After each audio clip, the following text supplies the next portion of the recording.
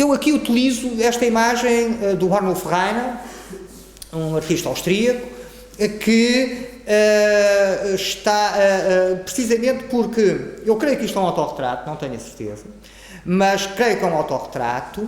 Se não é, ele faz isto noutros que seguramente são, onde eu sou capaz de reconhecer com mais segurança o Arnulf Rainer do que aqui, mas penso que é ele. E depois, por cima disso, ele farta-se de se riscar. Reparem que isto é muito interessante em termos de autoria, porque, por um lado, ele destrói o autor da imagem, aceitando a premissa de que é um autorretrato. Ele destrói a imagem, é como se destruísse, como se destruindo-se a ele. Agora, no plano da autoria que nos interessa, ele destrói o autor da imagem. Parece que está zangado, que está a desfazer o autor. Por outro lado, ao introduzir o seu próprio gesto da sua própria mão, muito visível os rastros desses gestos, mesmo que em cima da sua cara, ele está a pôr uma marca de autoria, e uma marca de autoria muito forte, e teorizada precisamente como uma marca de autoria, pelo menos desde o expressionismo abstrato nova-iorquino, da geração do Pollock. Uma das coisas como é lida aqueles rastros de tinta na tela, são precisamente uma marca de autoria, contra a qual, precisamente, quando estamos a ver o Autumn Rhythm, de 1950, do Pollock, e, portanto, isto que já vamos outra vez, viremos pensar várias vezes, passar por aqui várias vezes, espero eu, se não digo já onde é que apareceria outra vez, apareceria também como uma espécie de retrato do corpo, não de retrato do corpo ele mesmo, mas como uma espécie de marca, de rasto, deixado pela deslocação de um corpo, e em que e por uma deslocação, enfim, num território ainda de alguma vastidão, não é? Estas telas são muito grandes, ele desenrolava-as no chão, não é? Num antigo celeiro, coisa dessas, numa estrutura agrícola, não é?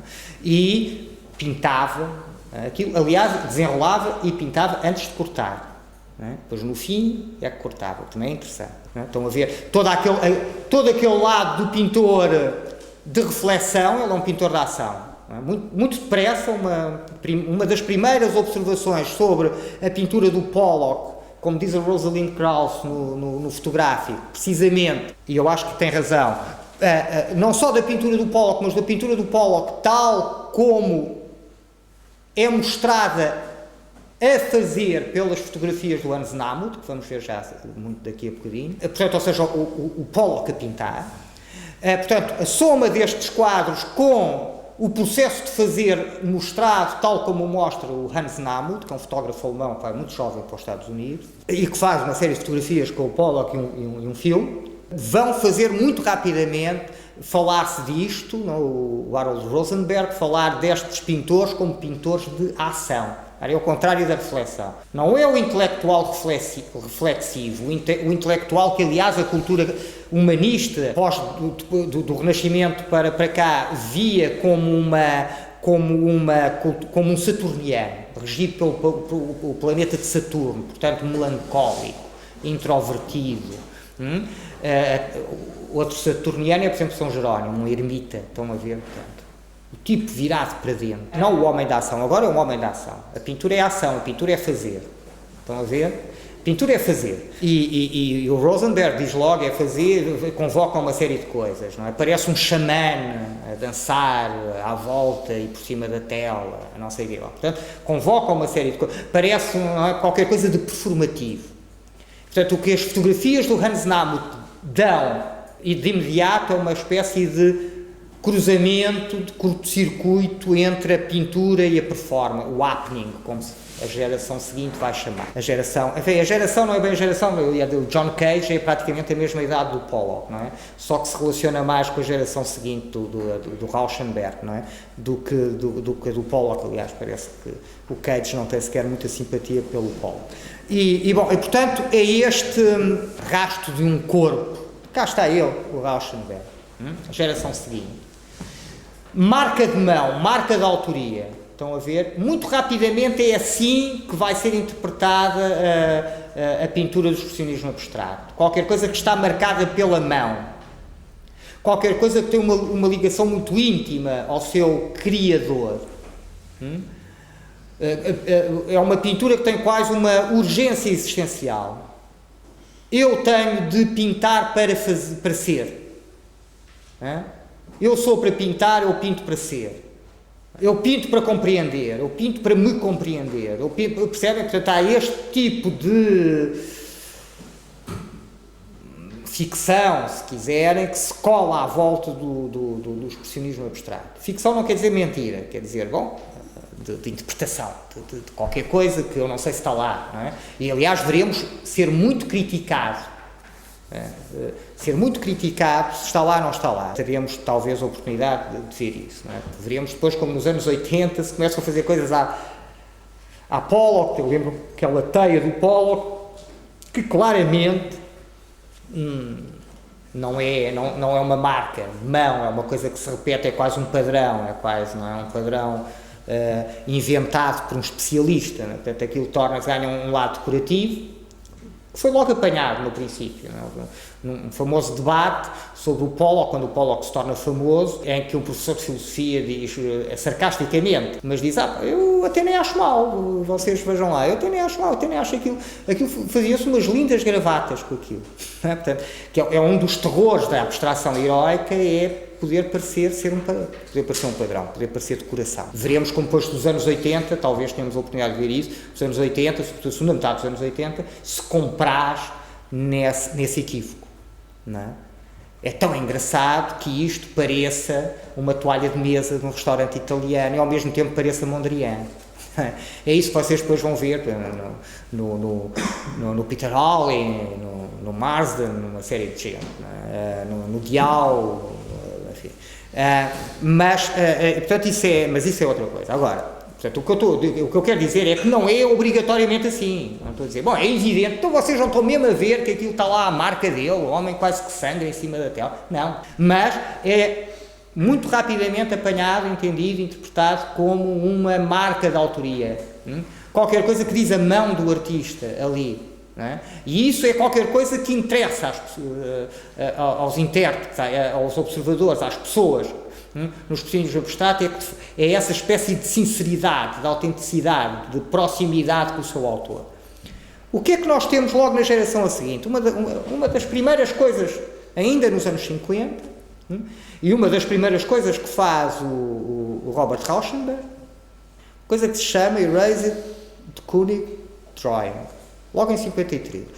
E reparem o que é que faz o Rauschenberg. O Rauschenberg pede ao de Koenig. William de Koenig era um holandês que se radicado na América, era um dos chefes de fila do expressionismo abstrato nova-iorquino, era mesmo das figuras reverenciais do expressionismo abstrato, e o que é? Ele pede-lhe um desenho avisando que o vai apagar. E o de Koenig hesita e acaba por lhe dar um desenho. E cá está. É uma coisa muito interessante, não vamos perder muito tempo com ela, não seria perder, seria ganhar, mas não vamos tentar ganhar outras coisas, portanto não podemos ganhar tudo. Mas o que vocês veem é que este apagar deixa marcas do apagar e mantém marcas do que foi apagado. E, portanto, há aqui claramente o que me interessa aqui esta imagem, o que me interessa aqui esta imagem é que, por um lado, a recusa da mão, a recusa da autoria, eu estou-me a marimbar para isso, para essa coisa que vocês leem como autoria, como marca umbilical do autor, estou-me a marimbar. E outra coisa que é muito interessante é que ele utiliza os procedimentos do ready-made do Champion, sobretudo tal como é dado pela fotografia do Stiglitz. Ele não põe aqui um desenho do de Koenig, não, ele põe um desenho Erased de Koenig Drawing, é o título. Um desenho do de Koenig apagado. Estão lá aqui autores de Koenig mais em colaboração, como agora a gente vê, não é? Nos videoclipes, não é? Estão sempre a aparecer fulano de tal featuring não sei quem, não é? O DJ que depois pega numa música e põe a música dos não sei quê remixed pelo não sei quantos, não é? E portanto não é, ele não faz isso. Ele põe aqui, o título é Erased Koenig Drawing, título.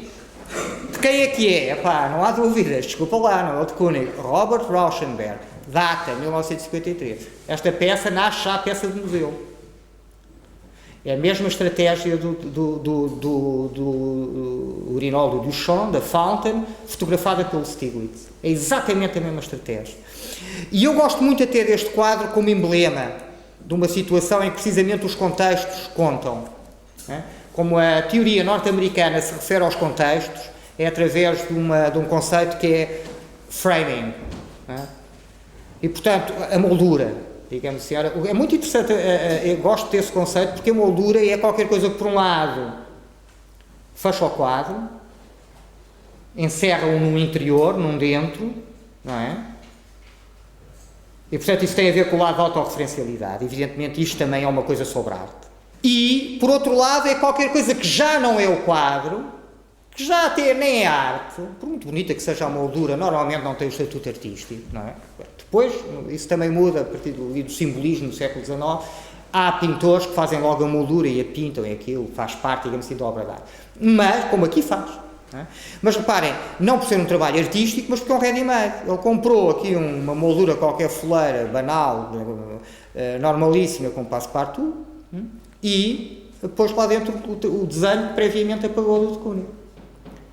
E põe a etiquetazinha, portanto, isto nasce peça de museu, a rascote, não é? Uma coisa, enfim, um bocado para o ordinário, não é? Quer dizer, não interessa, não é.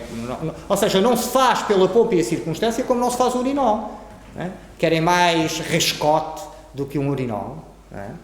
Não é? Aí já não é rascote, aí é objeto, é sórdido, não é?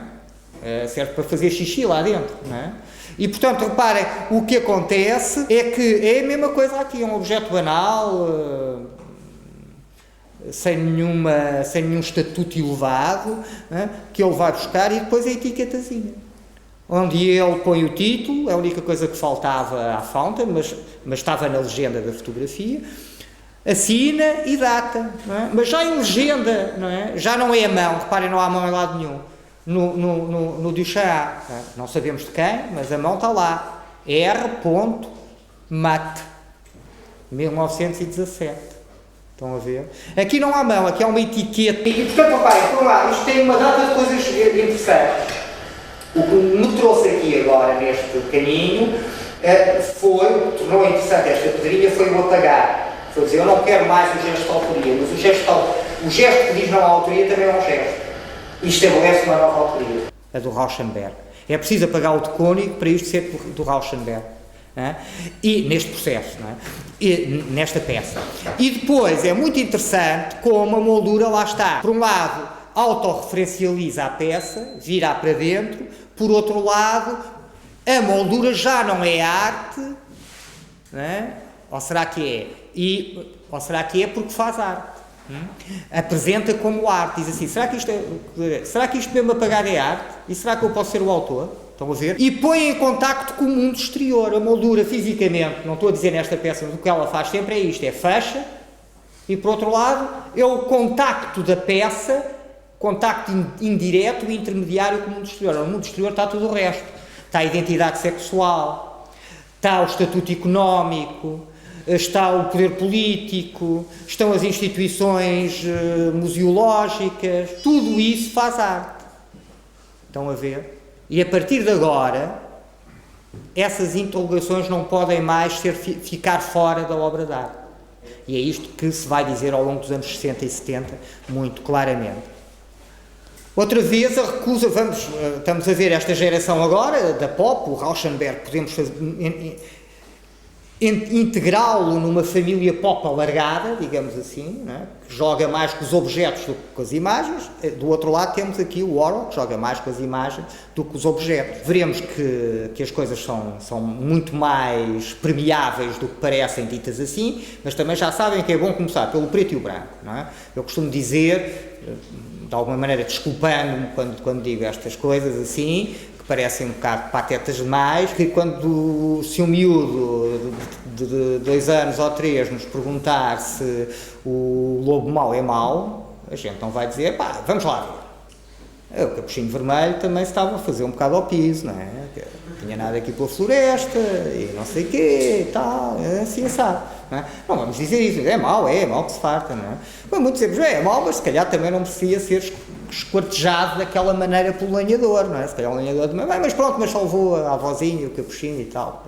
Pronto, e portanto o lenhador é bom e o lobo é mau, e para complicar vem depois, não é? Portanto, quando a gente está a entrar nestas coisas, às vezes é bom fazer a preto e branco, não é? Depois a gama de cinzentos e depois até se calhar umas cores vêm depois, mas para já é preto e branco. Nós estamos aqui a ver o que é que são isto. Estes caixas também é preciso explicar. É evidente que são objetos, não são imagens pura e simplesmente, são objetos. Naquele sentido, eu utilizo imagem também assim, não é? E, portanto, aquilo que não é um objeto tridimensional, que não é lido como um objeto tridimensional. Estas caixas, que parecem caixas de levar estas coisas, os pacotes de Brillo, que são os fregões, ou latas de sopa Campbell, não sei o quê, portanto, aqueles pacotes de cartão onde se metem as latas de sopa, por exemplo, não é? Para levar para a mercearia, são, na realidade, cubos de madeira, não é? Que depois levam uma espécie de carimbos, que depois levam o logotipo por cima. Não é? Portanto, não são verdadeiras caixas que se puseram ali. Isto é muito interessante na relação da imagem com o objeto, não é? Que é uma coisa que eu espero que possamos desenvolver, mas para já vou assinalando. De alguma maneira é mais parecido com isto do que pensamos. Não é? Também isto é uma caixa, não é? Também isto é um cubo, um paralelepípedo, ao menos. Não é? Só que, e lisinho, como este é, lisinho, novinho, brilhante, acabado de sair da linha de montagem, só que este já não faz referências à cultura popular. De facto, o minimalismo é uma espécie do último bastião da arte. Era interessante refletir de que maneira lá está a arte, não é? E de que maneira é que é esse último bastião, porque é um último bastião. O minimalismo, uma das coisas que diz outras, tem outros problemas, mas uma das coisas que diz é: eu recuso-me a diluir-me na sociedade de consumo. Eu recuso-me portanto, o que eu faço são objetos, que são criações, que não existiam antes, que não imitam nada, mas onde a autoria já não interessa. Mas, que é um parênteses, que é o que nos interessa aqui, mas é um parênteses no discurso que eu agora estava a ter, e portanto faço aqui um objeto que irredutivelmente é outra coisa. Não é publicidade, não é design, não é jornalismo, não é nada disso, é arte. É pintura, é escultura, isso é que já é mais complicado de dizer, não é? O Donald Judd, que era sempre metido na escultura, nas histórias da arte, não é? Nós sabemos que o Donald Judd é um pintor, não é? Vem da pintura e faz em pintura coisas muito parecidas com esta, põe problemas muito semelhantes. Portanto, é uma espécie de pintura que salta para fora do quadro, não é uma coisa nova. Aconteceu na pintura do Malevich, aconteceu sobretudo no Tatlin, não é? Tatlin, com aqueles contrarrelevos, com aqueles relevos de canto, que eu não trago nenhum para vos mostrar. Tenho aqui uma pen cheia só dessas coisas, se eu achar muito importante, também não, e depois temos acesso à internet, arranja-se em 3 tempos, mas não vale a pena. Faz umas coisas que parecem pintura suprematista, pintura do Malevich, uns quadrados e não sei o quê, antes do Malevich, aliás, fazer isso, em 1914 o Tatlin já faz isso, só que pendura-os esticados em arames, não é? Entre uma parede e a outra, e portanto ficam no canto, são os tais relevos de canto. Bom, portanto, completamente é um pintor que faz aquilo, salta, as suas imagens deixam de ser imagens, são objetos que vivem no espaço, passam a viver no espaço tridimensional, e depois até se calhar tetradimensional, de acordo com aquelas utopias lá da época, não é? É o tempo, o movimento que dá o tempo, e não sei. Bom, é assim que ele fala, por exemplo, do monumento à Terceira Internacional Socialista. Mas uma coisa que percebemos aqui também, portanto, por um lado esta ideia sobre o minimalismo parece-me importante agarrá-la, já. O minimalismo, reparem, ao contrário daqui, aqui diz que, eu sou como vocês. Eu sou como vocês, não é? Eu sou como designer de gráfico, eu sou como técnico de publicidade, eu sou como fotógrafo de publicidade, eu sou como o especialista de marketing, eu sou como vocês. Eu trabalho, faço as mesmas coisas, eu trabalho com as mesmas imagens. E aqui não. Aqui diz, não, eu faço coisas rebarbativas que têm o seu próprio espaço, e portanto a arte ainda é um lugar próprio. Contaminado ao mínimo, não é que a pintura não contamina a escultura e a escultura não contamina a pintura, mas isso é outra contaminação. mas não vem nada de fora da arte. O território da arte parece assim um território que foi diminuindo, e eles agora fizeram uma espécie de forte Apache, não é? Uma coisa ali, fecharam-se todos ali, não é? Ou o outro, dos que lutam contra os mexicanos, não é? Aqui isso se chama, não me lembro. Bom, e portanto ali fecharam um filme de cowboys, não é? Fecharam-se no forte e agora estamos cercados e estamos aqui pequeninos e tal, mas era muito interessante pensar que tipo de objeto é este, que tipo de imagens são estas, o que é que resta da obra de arte? O que é que resta? Porque eu acho que essa pergunta se pode fazer no minimalismo. Tudo bem, a grande importância da arte, a defesa de um território específico, que é só da arte, uma atividade que não é contaminada por outras atividades, não é? Mas espera lá, e o que é que resta da obra de arte aí, no meio disso? Não é?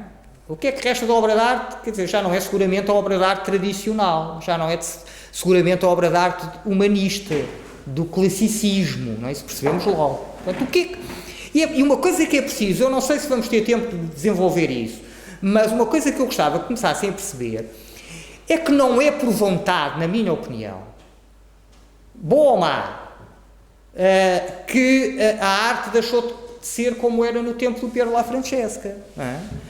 Ou do Miguel Ângelo, ou do Leonardo da Vinci. É que, reduzindo a coisa muito ao mais simples de tudo, mas se calhar ao mais importante, se virem bem o que é que faz a imagem mimética, não é? O que é que faz a imagem que imita? Imita, em primeiro lugar, preciso dizer imita como? Imita mal? Quer dizer, é um simulacro, é uma mentira? Não. Imita bem, ou seja, copia, subordina-se. Subordina-se também porque copiar é sempre ter em conta uma hierarquia em que a cópia mais parecida com o original, com o modelo, seja a cópia de um quadro do Picasso, seja a cópia de uma árvore que não vivia no quadro, o mais parecido com o original que está mais em cima na hierarquia. Não é? Pois portanto, é uma boa cópia, é uma má cópia, mas todos eles estabelecem uma relação que nos leva ao original. O simulacro não nos leva ao original, não nos leva ao modelo.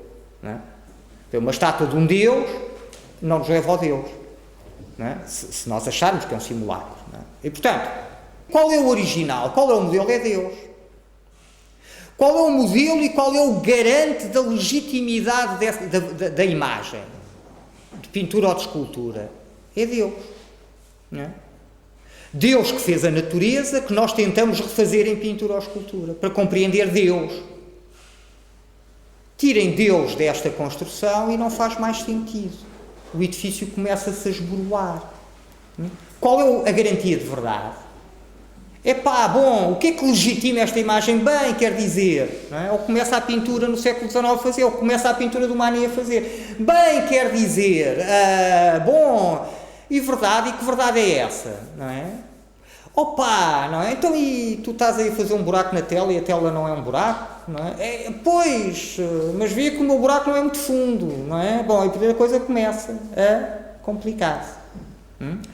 Eu penso que este processo é importante, não é o único. Lá está. Mas é um processo importante a termos em conta. Podemos meter uma data de outras coisas, nomeadamente, aquilo pode ser lido até como uma libertação da pintura e da escultura, enfim, mais até da pintura, porque são imagens mais parecidas, da obrigação de imitar, se quiserem ler de uma maneira heroica, se quiserem ler de uma maneira prosaica, o roubo de clientela pela fotografia. A fotografia passa a fazer uma série de coisas que a pintura fazia. Vocês tinham uma revista ilustrada, que começa a aparecer no século XIX. Olha, mataram o príncipe não sei quê num país qualquer da Europa Central, não é? Pinta-me aí, faz-me aí um desenho de um príncipe a levar um tiro, não é? Olha, vejo uns retratos, não estive lá, não sei o que é que se passou, não interessa, não é? Mas vejo o retrato do príncipe, pinta um tipo parecido com o príncipe e um gajo a dar-lhe um tiro. Pronto. Quando começa a entrar a fotografia a ilustrar, o papel do mercado do desenhador, do ilustrador, por desenho, vai fechando, vai diminuindo. Não é? E vão surgindo outros problemas. Já agora posso dar o exemplo português do regicídio. Quando matam o rei Carlos I e o príncipe herdeiro Luís Filipe, o que acontece é que ninguém fotografou esse instante.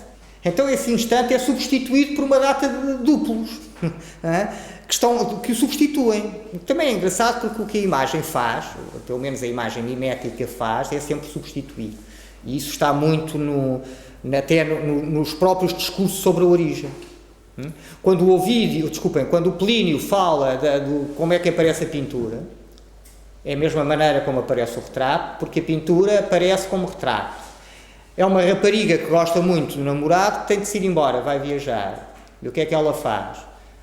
A sombra dele, que está a projetar-se no chão, porque há uma lamparina que faz sombra, e tudo isto começa logo a ser muito interessante. Porque a sombra o que é?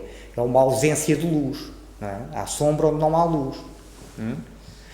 E, portanto, há este jogo de presença-ausência que está sempre, ao longo de toda a imagem ocidental. Não é?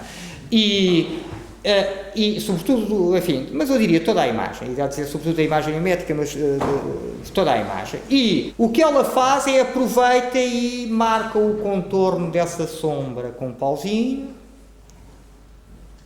e portanto pode-se ir embora que fica lá a sombra dele marcada.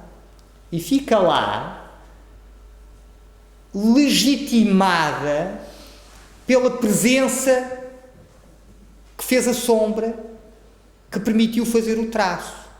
Não é? E depois vem o pai, que era esperto, não é? E que era oleiro, não é?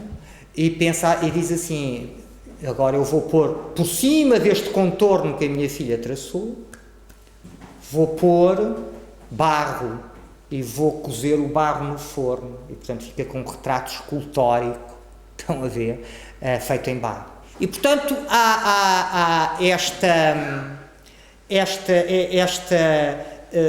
ligação da imagem a uma série de coisas que parecem interessantes e que nos conduzem uma vez mais, se quiserem, à fotografia. A fotografia, aliás, é muito engraçado que a Ilustração Portuguesa tem, o Rocha Martins escreve uma crónica no primeiro número da Ilustração Portuguesa, da primeira série, em que cita à sua maneira, de uma maneira muito literária, este mito do nascimento da pintura e do retrato. E pondo lá o Adão e a Eva e mais, pronto, e depois passando aí para dizer, e agora o desenho domina tudo. Faz tudo, pode tudo, mostra tudo. Segunda série, a primeira série começa em 1913, a segunda série começa em 1906. 1906 já é a fotografia. E, portanto, estão a ver, é evidente que há aqui uma data de coisas. E eu nunca pretendo que o meu discurso seja absoluto e que chupe os outros todos lá para dentro, que os atraia e que os destrua e os aniquile. Não. Mas este tipo de percurso que nós fizemos da ausência de um legitimador da natureza e da imagem e da verdade da imagem parece-me importante. Pomos lá a fotografia e a propósito da fotografia lembrei-me desta coisa também do nascimento do retrato e da pintura, a pintura que nasce como desenho, não é? Como traço, como linha. E é muito interessante também porque começamos a perceber outra coisa que está sempre nas nossas imagens, na nossa cultura das imagens, na nossa relação com as imagens, que é a constante presença-ausência. Presença-ausência. Não é? A imagem é um substituto. Foi por aí que voltámos atrás, à história do Plínio. A imagem é um substituto de alguma coisa que não pode estar presente. Portanto, de uma ausência. Substitui, preenche através de um substituto uma ausência, mas mantém de alguma maneira, de outra maneira, em substituição, essa presença. Esta ausência-presença é outra coisa que eu chamo a vossa atenção, que me parece muito interessante para não desenvolveremos seguramente, mas provavelmente andaremos por lá outra vez. Voltemos ao caminho principal, a destruição da autoria. Não é? Bem, o que é que isto diz do autor? Sobretudo o autor entendido tal como o entendia o expressionismo abstrato e as suas interpretações. Em vez de mão, em vez de marcas pessoais, o que é que temos? Uma coisa que parece feita à máquina, não é? Um artefacto mecânico, industrial, liso, não é? com materiais que não são de pintura nem de escultura tradicionalmente, mas que são placas de acrílico, provavelmente, e cabos metálicos e tensores e não sei o quê, não é? Bom, portanto, o que é que isto diz Donald Judd? Não diz grande coisa, não é? Onde é que está, e reparem, onde é que está aqui o fetiche do criador? Dizer, eu tive a mão onde o Picasso teve a mão, não é? Não há. E, portanto, eu aqui incluí esta imagem, porque uma vez estava a dizer este tipo de coisas e diz-me um aluno que para ele, precisamente estas coisas assim muito, digamos, lisinhas e sem erros, é que lhe pareciam mais uma intervenção de um autor.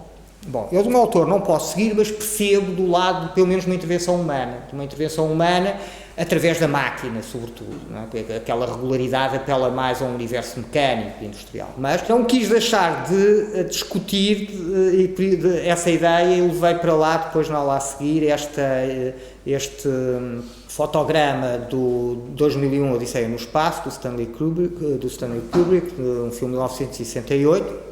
Precisamente o que é que dizia inteligência humana? Agora não mão. O que é que dizia inteligência humana ou inteligência? O que é que dizia inteligência? O que é que dizia raciocínio?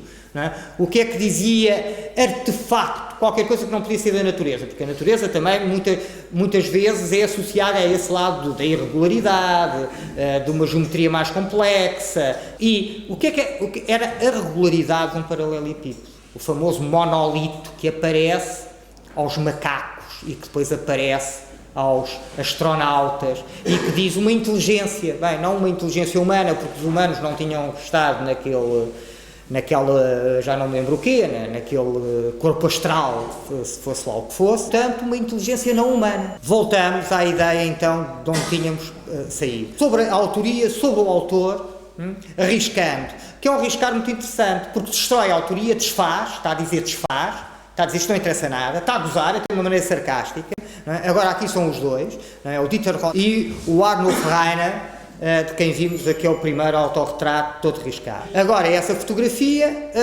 riscada pelo Arnulf Rainer, depois também há outras pelo Dieter Roth, e que claramente não são boazinhas para eles, não é?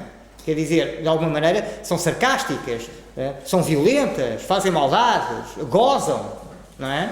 Com os autores, com o artista. Por outro lado, fazem reintroduzindo o gesto que a pop e o minimalismo e o conceptual tinham tirado da obra de arte. Ou alguma pop, pelo menos. O Rauschenberg não tira assim tanto, problematiza criticamente. Assim. E, portanto, estão a ver que é muito interessante também quanto à imagem do artista. O artista já não é aquela figura trágica, marginal, ou o cavalheiro imperturbável, ou o intelectual burguês, não, é qualquer coisa sobre a qual se podem praticar sedícias, que se pode desfazer, que se pode gozar. Mas ao fazer isso, reintroduz-se o gesto e de alguma maneira reintroduz-se uma marca de autoria individualizada, não mecânica, humana, pessoal, o gesto da mão de alguém em vez de o gesto de uma máquina ou o produto de uma inteligência sem corpo. Bom, voltamos a esta imagem do artista. Temos aqui a Linda Benglish, que se apresenta, precisamente é um anúncio que ela, agora está aqui emoldurado no museu e tal, mas isto é um anúncio que ela apresenta numa revista de arte norte-americana, a Art Forum, precisamente em novembro de 74, é um anúncio que ela apresenta, há outros anúncios, é muito engraçado, aliás, esse recurso à ideia do anúncio, e não são sempre para anunciar exposições, é muito engraçado, mas um anúncio que ela põe na Art Forum, que já é uma espécie de ação artística, não é? Portanto, o anúncio já se propõe ele próprio como uma espécie de atitude artística, de intervenção artística. E depois, onde ela entra, precisamente de uma maneira que podemos, para começar, dizer que é, vindos onde vimos, uma maldade perante o artista, sobre o artista. Não é? Então ela aparece nua, expondo-se E, em segundo lugar, expondo-se outra vez de uma maneira sexualmente equívoca. Por um lado, é uma mulher, não é? Uma mulher até com um corpo de pin-up, não é? Podia ser uma modelo dos anúncios e apresenta-se óculos escuros, portanto, oleada, portanto, seguindo uma série de lugares comuns desse tipo de fotografia erótica ou publicitária, não é? De moda, desse tipo de coisa, mas depois segurando um grande diulo, um falo, um objeto, uma reprodução de um sexo masculino, em frente do seu sexo e, portanto, como que mudando a sua própria sexualidade. Portanto, começando a fazer com que este tipo de reflexão é uma reflexão sobre a atividade artística, mas é uma reflexão sobre a atividade artística que, não é que também, é que inclui uma reflexão sobre a identidade sexual e, portanto, sobre os géneros sexuais. Ou seja, também o género é um desses contextos que faz a obra de arte. Em vez de uma obra de arte neutra, descorporalizada, em que não interessa quando, nem quem, não sei o quê, é como se começasse a dizer assim. Mas a arte, ela mesma, aliás, o que esta imagem, uma coisa que diz muito poderosamente, é a arte, ela mesma é uma coisa de homens. É um mundo de homens. Mas vamos lá ver se conseguimos fazer de homens heterossexuais. Homens heterossexuais brancos. E, portanto, vamos lá ver como é um homem negro que faz pintura. Vamos lá ver como é um homem homossexual que faz pintura. Vamos lá ver como é uma mulher que faz pintura a pensar em problemas de mulheres, de integração da imagem da mulher na sociedade, etc. Problema que já vim ver. Bom, estou a dar exemplos assim um bocado caricaturais, mas que dá para perceber o universo que estamos a estudar. Evidentemente que é algo que vai em crescendo ao longo dos anos 70 e 80 e até 90. Nós temos aqui a Barbara Kruger, com uma imagem de 1987, onde precisamente diz "We don't need another hero". É muito engraçado porque ela utiliza uma espécie sempre de faixas de propaganda, utiliza uma linguagem que é mais a da propaganda política do que da publicidade comercial. Nós hoje sabemos que não há diferença nenhuma. Até mesmo em termos corporativos, sabemos que quem faz os anúncios dos sabonetes faz depois o Presidente da República, o Primeiro-Ministro, onde são os mesmos técnicos de marketing. Mas, para percebermos a minha ideia, vamos voltar às bases da teoria e dizer é mais até a propaganda do que a publicidade. Ela põe aqui uma espécie de palavra de ordem política, pura e simplesmente diz: nós não precisamos de outro herói. E a imagem mostra uma miudinha ali fascinada a palpar o músculo do rapaz. O rapaz é a força, a rapariga fica para se pasmar com a força. Esses papéis que são determinados por esse tipo de convenção social e de ideologia. Cá está, claramente voltamos a uma ideia que já tínhamos começado a contornar. Vamos agora continuar a fazer esse contorno da mulher, precisamente de uma arte que põe o problema de como é que a arte, ou até para lá da arte as imagens, constroem papéis sociais dos géneros sexuais, constroem uma identidade sexual, dão forma a uma identidade sexual. A Cindy Sherman, precisamente, agora citando não o cinema como na primeira imagem que vimos, mais um Untitled, né, mas agora que cita não um filme still qualquer, que não sabemos bem o que é, que anda por ali, que lembra o Cukor, mas que lembra a pintura. Podemos mostrar várias referências por aqui. Portanto, cá está a mulher, ela própria como assemblage. Reparem, porque não é ela que desnuda o seu próprio peito, né? Isto é uma prótese, é uma máscara que ela põe aqui, né? E, portanto, que a faz aparecer numa posição entre o pudor e o despudor, e que nos conduz a interpretação para, precisamente, esse lado feminino, né? que me tenho referido. Outra vez a Cindy Sherman, aqui como boneca, e aqui esta imagem para mim é muito importante para a autorrepresentação da Cindy Sherman como autorretrato. Bem, se as virmos todas, não vamos agora voltar atrás e ver a primeira que vimos, mas se virmos todos, vemos para já que reconhecemos sempre facilmente a Cindy Sherman. Portanto, ou seja, ao fim de um bocadinho vemos Cindy Sherman, percebemos que é sempre a mesma pessoa. E a partir do momento em que sabemos que é Cindy Sherman, percebemos que é sempre a Cindy Sherman. Isso é muito engraçado, porque vocês dirão, tudo bem, está bem, mas ela fotografa-se ela mesma, portanto, quer dizer, então, é ela mesma, tudo bem, mas mesmo quando não se fotografa a ela mesma, isto é uma boneca. ainda é Cindy Sherman. Não é? Portanto, há claramente uma componente retratística e de uma maneira muito interessante, porque muito ambígua, se quiserem, não é? Entre, na obra da Cindy Sherman. Não é? Isto gozava de ser parecido com a Cindy Sherman, mas ainda é. Não é? Ainda é parecido com a Cindy Sherman. E, portanto, esta boneca, que cita também a história da arte, que cita também a história da cultura ocidental das imagens, lembra, por exemplo, a boneca do Belmer, e que, evidentemente, aqui, claramente, de uma maneira até mais óbvia, menos complexa, mais simples, apresenta a mulher como um objeto sexual que se subordina à vontade do homem, ao olhar de um homem, não é? Está numa posição, não é? Em que espera o macho. Não é?